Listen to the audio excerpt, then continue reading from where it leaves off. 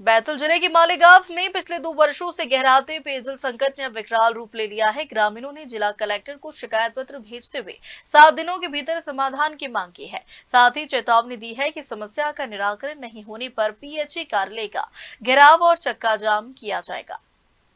ग्रामीणों के अनुसार जल जीवन मिशन के तहत करोड़ों रुपए की स्वीकृत योजना 2 साल पहले शुरू हुई थी, लेकिन अब तक अधूरी पड़ी है। पीएचई विभाग और ठेकेदार की लापरवाही के चलते गांव के लोगों को रोजाना पेयजल के लिए परेशान होना पड़ रहा। उप सरपंच सहित ग्रामवासियों ने शिकायत में साफ तौर पर योजना में देरी को जिम्मेदार ठहराया। गांव में लगे बोरवेल सूख चुके हैं, जिससे पानी की स्थिति और भी गंभीर है। ग्रामीणों ने वैकल्पिक व्यवस्था के रूप में झीरी गांव से पानी लाने या स्थानीय नदी डैम से बोरिंग कर जलापूर्ति शुरू करने की मांग की है। गर्मी के मौसम में संकट और बढ़ जाता है, जिससे महिलाएं और बच्चे सबसे ज्यादा प्रभावित हो रहे हैं। आदिवासी बहुल क्षेत्र होने के कारण हालात और चिंताजनक बने हुए हैं। ग्रामीणों ने प्रशासन को साफ चेतावनी दी है कि यदि 7 दिनों में स्थायी समाधान नहीं हुआ तो पीएचई कार्यालय का घेराव कर सड़क पर चक्का जाम किया जाएगा, जिसकी पूरी जिम्मेदारी प्रशासन की होगी।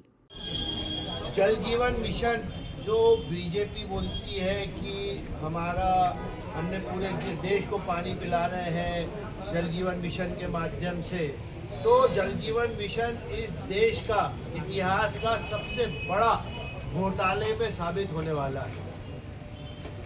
ऐसा कोई गांव नहीं है जहां पर जल जीवन मिशन के माध्यम से नल जल योजना सुचारू रूप से चल रही है। पूरा गांव खोद डाला, हर घर में 2 नल देने की बात हुई थी, एक घर के बाहर एक घर के अंदर, तो 2 तो नल दिए नहीं, सिर्फ एक ही नल दिए और पूरा गांव खोद दिया।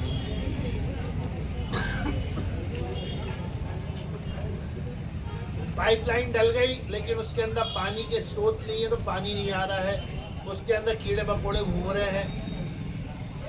यहाँ तक के भ्रष्टाचार हो गया है कि सचिव सरपंच के नल जल योजना के सचिव सरपंच, पंचायत के सचिव सरपंचों के फर्जी सील हो गए और साइन होकर वो पंचायत को नल जल योजना हैंडओवर हो गई। जो 40% काम हुआ, 60% काम नहीं हुआ।